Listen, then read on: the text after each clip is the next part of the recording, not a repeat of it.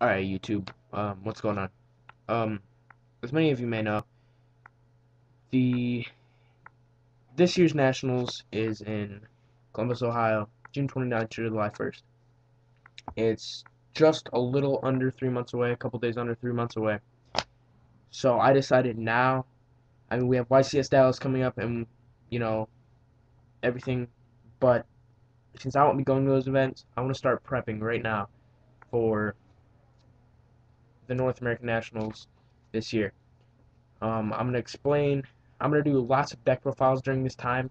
I'm going to explain everything on different aspects and point of views from every Yu-Gi-Oh player, how you should be playing, smarter plays. I'm just going to discuss all this. Alright, so here we go.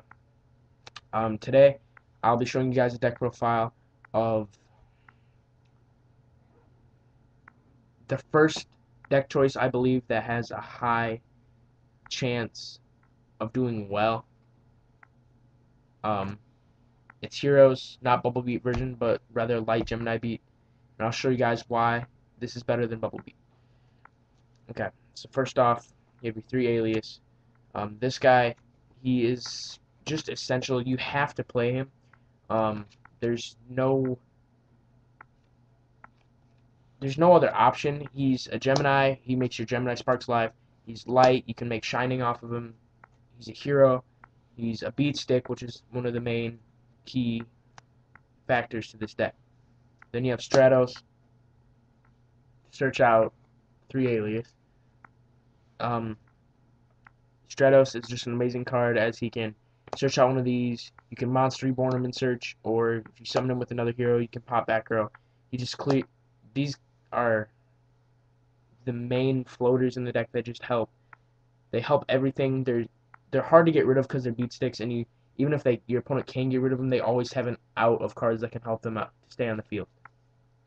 And then, since I was not feeling just 3 Gemini Spark targets, I decided to put in one Evocator. Um, this card is actually doing really well. It's 1900. The only difference between Crusader and him is that he's fire. I usually have enough targets to make Shining already.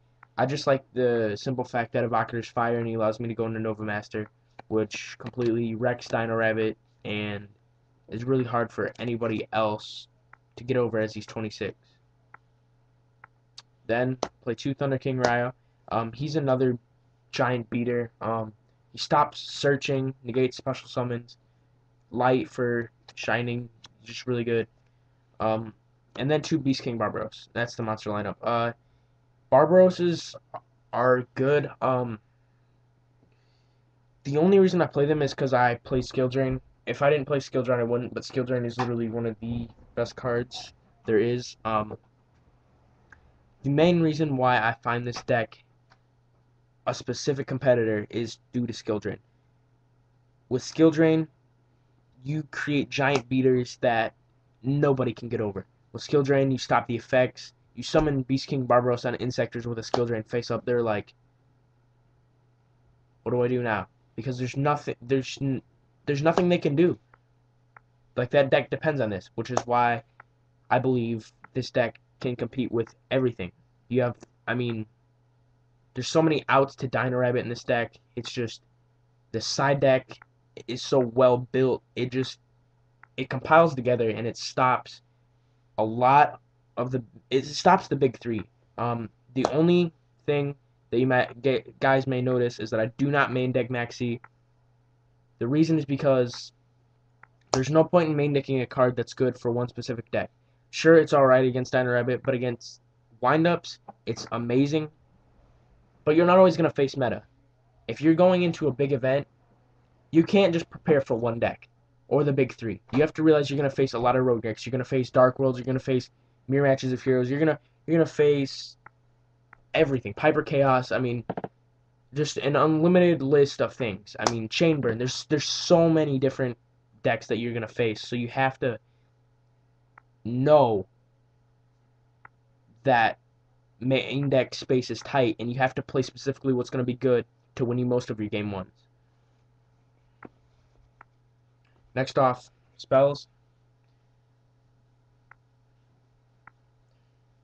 Play 3 Potter Duality. For consistency, it, it there's so much searching power in the deck that it it's so essential that you have 3 Duality because it gets your key parts faster, um, gets you set up early game especially, which is a main thing you have to do in today's metagame. Next off, the card that is literally ridiculous and wins most of your games is 3 Miracle Fusion. Um, this is by far one of the best cards in the deck. Um, there's times where you think, oh, I can win. You go, they have a set back row, and you go in for Blade Armor Ninja with Stratos and Alias. They warning it, you're like, hey, Miracle Fusion, so they just wasted 2,000, and then you can bring out a Giant Shining that's going to take that. If then it's not game, it's still going to take them a few turns to get over, and by then you should have pushed for game already won. Just for the fact that Shining is a recyclable bitch. 2 E-Call. I do not like 3. I was playing 3 and I was drawing like Stratos and a hero and then opening up like 2 of these. And it was terrible. I mean, it made the hands less consistent and I bumped it down to 2. And even then I get it a lot. And I might even want to bump this down to 1, but I don't know. It seems like you need it at times though. Same reason why do you play Foolish Braylon Insectors? You hate the card, it's such a minus, but you have to play it. 3 Gemini Spark. There's 4 Spark targets. This card is essentially one of the only, well, it's a 2 for 2, but technically just simplified, a 1 for 1. It's essentially the only 1 for 1 that I can really play besides playing main decking Smashing Grounds. The reason I favor this is because you summon, you're here, you get Torrential, you Gemini Spark their other back row.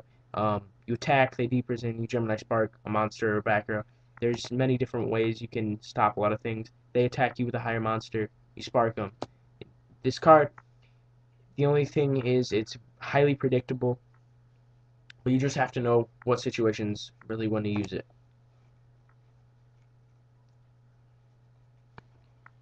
Then we played standard staples, you know. First off, we played Rhoda, just to get Stratos, Evocator. It pretty much grabs everything in the deck besides Sonic and Barbaros. Heavy. This is really unexpected. The deck has outs with Gemini Spark, which mainly is like its MSTs, I guess you could say. But Heavy Storm, if you open that up, like if you go second or if you go first, I usually save and only set like 1 back row. I usually like to save this card if I get it. The main reason being is because if they have enough back row, and Royal Decree is so bad when they sided in game 2. I might move this to the sideboard, but I mainly like it in the main deck because, face it, there's a lot of things that the deck can't stop. Book of Moon. I still find it necessarily a staple because of the things that the major Exceed plays it can stop. Stops you from damage. It just stops you from a bunch from essentially losing that turn. It pretty much puts off the turn. Dark Hole, clear the field, you know, standard. And then Reborn, you know, no need to explain that. Trap lineup. The MVP card, Skill Drain. I really want to play 3.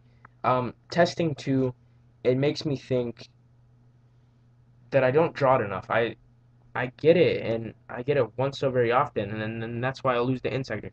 When I played 3, I drew it an even amount of times, but I was just worried that there would be times where I faced decks like TG Stun, and it was just going to be terrible. So that's why I just decided to go with 2. And, you know, a really hard matchup for this is Dark World. So it's not essentially a card that you always want to have.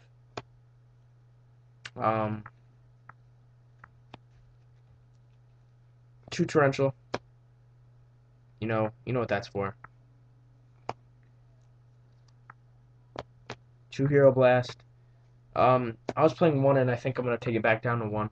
Uh, this card is not so good because it can only, for the simple fact that it stops 1900 and under. There are a lot of things that are 1900 and under, but not when there's multiple cards being summoned in one turn.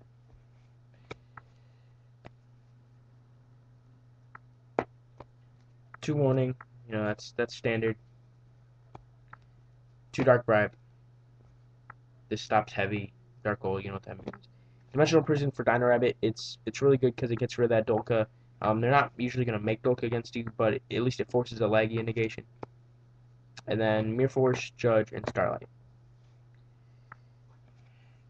Okay, now I'll move to the side deck, and I'll just explain the side deck, and then I'll show you guys the extra deck. We have two Gelendua. This card is amazing. I've stalled on this and literally had no hand and drew to 5 or 6 cards before my opponent either had an out or I decided to push and make a giant play for game. Two Snowman Eater for Dino Rabbit, Rogue Decks, it's just all around a good card. Two Maxi for that wind up matchup. One Cyber Dragon, wind up matchup. One is fine. The extra deck space is really tight for this deck. Two Compulse for Dino Rabbit, Insectors, anything that you have to stop in a specific turn. Two Shadow Imprisoning Mirror for Insectors. You really have to stop those. Insectors are a hard match, even though I play Skill Drain. Like, it seems like when I play Insectors, I don't draw Skill Drain. Two MST for literally everything for Insectors, Dino Rabbit, anything with heavy back row. Cards that need protection. This card's just the MVP of 1-for-1 removal. And then two Super Poly. This stops literally every deck in the meta today besides Insectors, which is why I don't main deck it, because I want to have my deck as consistent as possible and have my deck have a chance of beating everything, not just stepping into one match and knowing you're going to lose because you main deck a card that does nothing. Extra deck, Chimera Attack for Cyber Dragon, 3 Elemental Hero Shining, he's the MVP of the deck, You bring him out with Miracle Fusion, he's super hard to stop. 2 Absolute Zero because I side deck Snowman Eaters, and it's a good card. Field removal.